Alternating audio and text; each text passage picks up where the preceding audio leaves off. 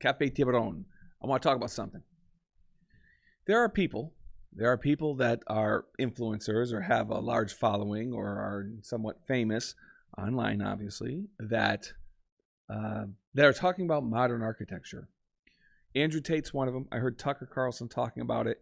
There are others talking about it as well. But this discussion I'm going to bring you is Andrew Tate, maybe about, I guess a year ago on the PBD Podcast, the Patrick Bet-David podcast. And he's talking about everything. But in this case, this clip, he's talking about beauty standards. Very specifically, he's talking about modern architecture. He's talking about why it's so ugly. Now, okay, he has a point. Modern architecture today, in essence, is designed as engineering first, design and architecture second. Architects think they're designing something that is unique, think they're designing something that is some high design. There are some architects doing that, but in general, all of the architects are basically making ugly boxes with, let's put a rain screen on it. Don't worry about the term rain screen if you don't know what it means, but they do that, and then they just get it built, and it looks like shipping containers with maybe one side carved out with all glass in it, or a glass shard or a glass box going up in the middle of a city, and it looks like another glass box that's down the road.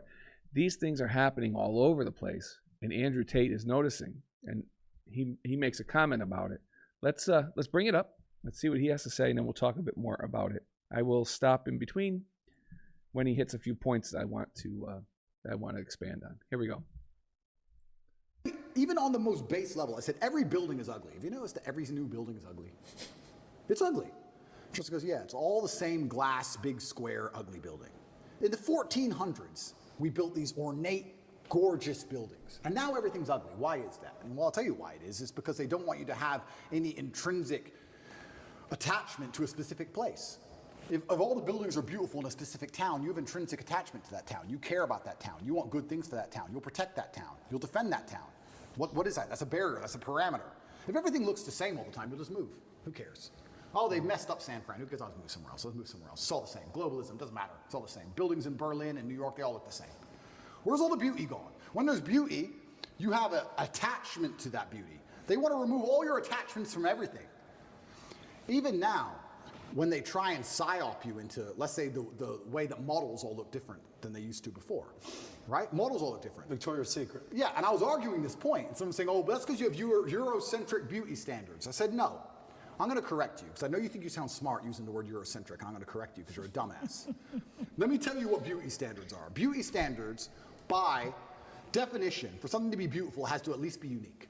If everything is beautiful, then it's not beautiful. If everything's beautiful, then it's standardized. For you to take a model who looks the way they look without any effort at all, and they look like most out of shape, uninteresting people on the street, you cannot call that beautiful because it's standardized, you can see it everywhere. Beauty means it must have been difficult. All right. Okay. He's talking about the uniqueness of beauty. He's talking about uniqueness in terms of building, in terms of people, models, he's saying. He makes a point, and I'm going to keep this to buildings. We're not talking about people here. He makes the point that every building seems to look like every other building when it's a significant building. You think of the Pencil Towers in New York City. You think about just anything. In any large city and across America, there's a bunch of glass buildings that are just going up. They use a glass curtain wall. So you have a steel structure, concrete, deck, maybe concrete encased steel, and then shroud it in glass. And this happens everywhere. Even the Freedom Tower has done that. Now, they've tried to play with the form a bit. The Freedom Tower has a little more design to it than just a box, but it still is just a box of glass, an extruded glass box. This is happening everywhere. He's not the only one noticing it. Tucker Carlson made the same comment that the buildings are ugly. Now, Andrew talks about the fact that they don't want you to have an attachment to an area. The they that he's speaking about are the global elites, let me say that again, that are running the world, and that they want to demoralize us. the basic everyday person, so that we don't have an attachment to that area. He's making a point, and it's a good point. When you like your town, when you like the buildings, when things are beautiful in your town, you want to keep it that way. He's saying that the elites don't want you to have an attachment to anything. All right? Oh, you know what? We ruined San Francisco. Fine, we'll go there. We were down in Austin. Fine, we're just going to go over there. Oh, Aspen, Colorado. There's nothing special anymore. Let's go over here. New York City. He's making a point, and the point is well taken. But I think we can do better as architects. I don't think that it's a they. I don't think it's global elites. Architects have to start putting their foot down. Most of the time, your client basically just needs space to house whatever it is they're doing. And then they could use some good interior design to make it feel good. All right. So the exterior of the building, who cares? That's what I'm suggesting to you. Is it's not about the exterior anymore. It's about the interior. And I think that's a bad idea. But that's what's happening, is most people want to make sure that the interior works for the function and program that they have, and that it's a beautiful interior space that you could work in, you could have habitate, whatever that you could interact with. The exterior be damned. And that's where we fail as architects. We give space requirements, we meet the space requirements, but we don't make it an interesting building. Part of the reason why it doesn't become an interesting building also is something called VE, value engineering, which also used to be called VM, value management. They would look at a building, they being your client, and in conjunction with the contractor, they put a price to your building and they say, well, this is over budget by X dollars. We can't afford that. What can we remove? What rarely gets removed when building a building are the engineering standards and requirements for the building. Because right now, we generally design our building to the minimum engineering standards. And those minimum engineering standards are defined by building code. So ductwork, electrical items, plumbing, those things, we'll give the minimum amount of toilet rooms. We'll give the minimum amount of air changes per hour required by code. We'll give the minimum amount of electrical outlets and electrical design. Lighting can be a bit more interesting, but even that gets VE down to more of a basic light fixture versus a higher design light fixture on the interior. It happens all the time. So everyone's looking for the bare minimum, and when we design a building, the engineering doesn't get touched. So when they value engineer or value manage a building down to remove cost, they start looking at the architecture. And the first thing they look at are design items such as, let's say, overhangs, canopies, cornice detail at the top of a building. If you're doing masonry veneer, how much cast stone versus brick? Or do we even need to use a regular brick? Should we just use a jumbo brick? Should we even use cast stone at all? So when you start looking at the materials, they start eroding. The building starts to erode to a box because the materials themselves, when you use different materials, it becomes a bit more complicated and the mason charges more. So, you look at that and you start saying to yourself, what can we do to make this a nice building without spending too much money? And basically you end up with an ugly box. It is a difficult thing to deal with in our profession, but it has to change. We have to care about the materials we put. We have to care about the materials we put on a building. We cannot just make an ugly box, shroud it in some basic material, even if it's just glass, and that's it.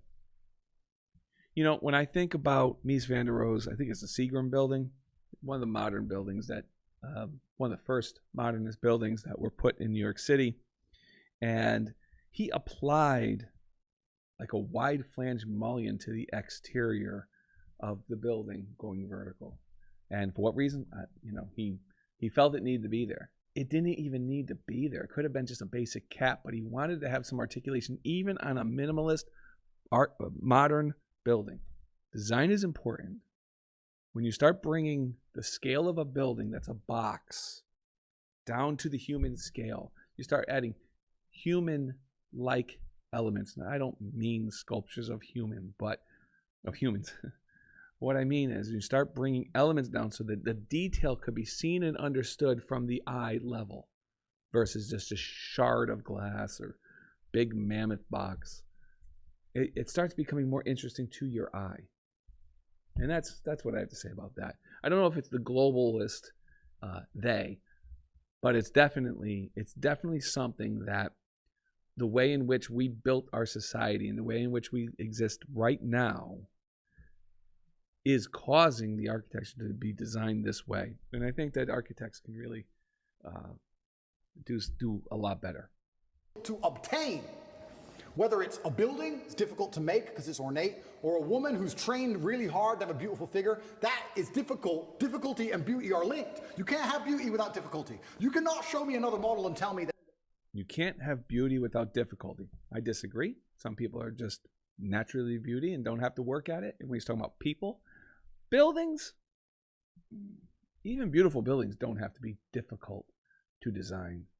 I know what he's saying here, but I don't think that's a factual statement. But let's keep going. My Eurocentric beauty standards are saying she isn't hot. Because that's not why. She isn't hot because she's made no effort. She hasn't tried. That's why. And they're doing this with everything. Everything is ugly. Nothing has a standard. Nobody has to try for anything. No parameter. No baseline belief of what's true and what's false. Everything's subjective. Your truth. No, there's the truth. There's no such thing as your truth. And this is an attack on every single level. They're assaulting us from everywhere. Even the buildings they build are assaulting you. So you can't even just drive through a town and go, wow, look how much energy has been put into this place. I love this place. I agree with that. You drive through a space and you realize immediately when you drive through a town or a neighborhood, who cares about the neighborhood and who doesn't care about their neighborhood. And sometimes these neighborhoods look like they just exist and that nobody's maintaining them. Nobody cares. And people walking around like zombies. I mean, it's crazy when you see this. It happens a lot in Connecticut. I will not allow them to do it to this place. Now it's just like, we can move there. Let's move there. It's all the same anyway. It's all a Starbucks on the corner and a 7-Eleven. Who cares? It's all the same. Why fight? Why fight for any of it? It's all done purposefully. I'm telling you, call me a conspiracy theorist, call me crazy. I don't understand why an architect would now decide, who hires an architect? I'm going to build a building. Let me hire an architect to come up with the same sketch of the same bullshit building, which is already existing everywhere. How much did I pay him? Yeah, what we're going to do is we're going to build a skyscraper made of grass that looks like every other one. Is that it? We did all this 600 years ago. We built cathedrals, and now we build this crap? Why? Everything is on purpose. It's all a psyop. It's all a psyop. Brings up a good point here. Participation trophy. It's slavery. It's slavery. When you need to do every single thing they say to eat, that's their end goal. That's what they want. It's slavery. They don't want you trying anything. Even going to the gym today is an act of rebellion. That's true. Even being in good physical condition is an act of rebellion.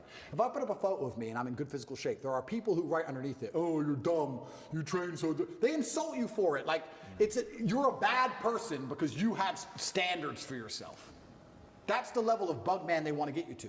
Of course, these people will give up meat and eat the bugs and live in the pod. Of course they will. They have no standards. They have no self-respect, no standards. Of course they can live in an ugly building, a big, ugly matrix pod.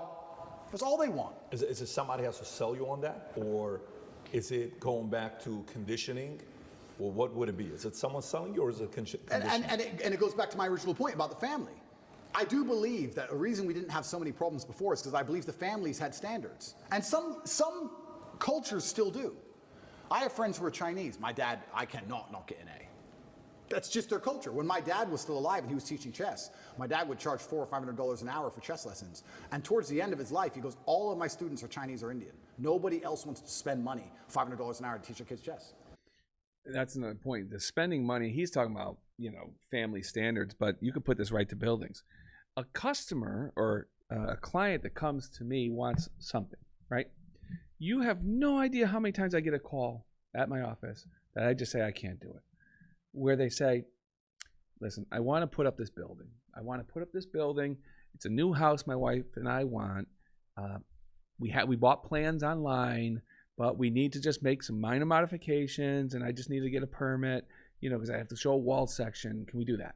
And I say, I can't do that. Or, hey, I just want to put up a 20 by 20 great room onto my house, and it's just a 20 by 20 box, and I just want to get it built because we want to entertain in there. It's like, yeah, I can't help you on that. I just can't. I can't help you on that. The time it takes for me to draw that up is just, one, it's not worth it, and two, it's not even fulfilling. It's not even fulfilling. And so, I get these calls all the time. Hey, I want to put up a building here. It's I got the plans from a General Steel company.